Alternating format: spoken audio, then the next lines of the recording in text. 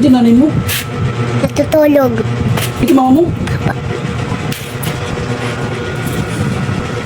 Kailangan bayaran yung utang niya.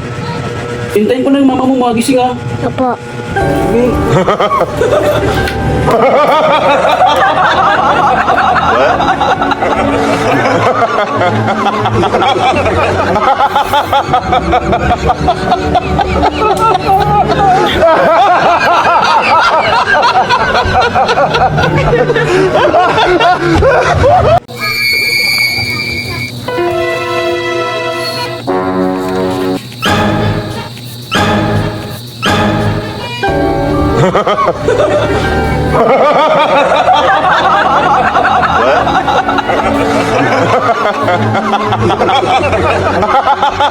Ije, yung kape ko! Dito na! Ba't nga pinolo?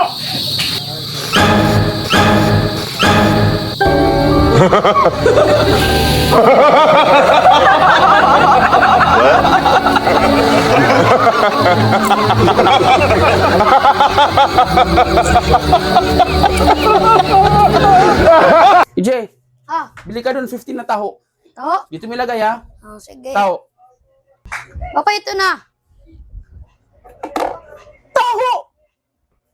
Sabi mo, tabo. Taho! Hindi tabo! Taho!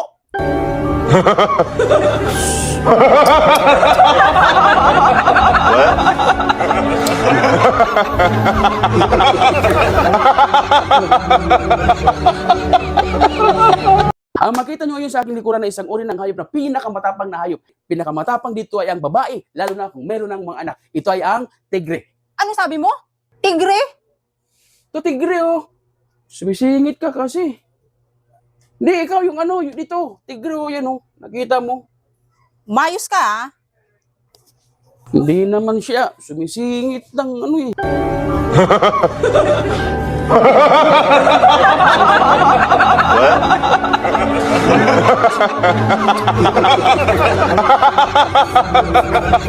Ito aking payo sa inyo ha, para sa susunod na taon, kayo swertihin talaga ha, yumaman kayo ha. Ngayong bagong taon, huwag kayo handa bilog. Huwag kayo handa bilog kasi gulong swerte. Ha? Huwag kayo handa apat na hayop, apat na paa. Kasi bilis takbo swerte. Ha? Tapos huwag kayo handa manok kasi lipad swerte. O, huwag na kayo handa para hindi labas pila. Meron pa kayo pila sunod na taon. Pambili ulam, kanin.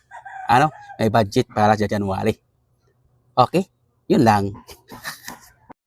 Iba't ibang uri ng saging at katawagan nito sa English. Una, lakatan. Sa English, banana. Pangalawa, saba. Sa English, banana.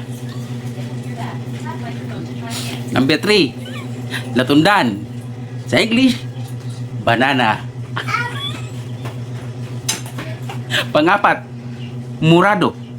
Sa English, banana. Panglima, tindok. Sa English, banana. At panghuli ay ang bungulan. In English, banana. Meron ba kayong alam na ibang uri ng saging at ang katawagan nito sa English? Comment down below lang. Banana.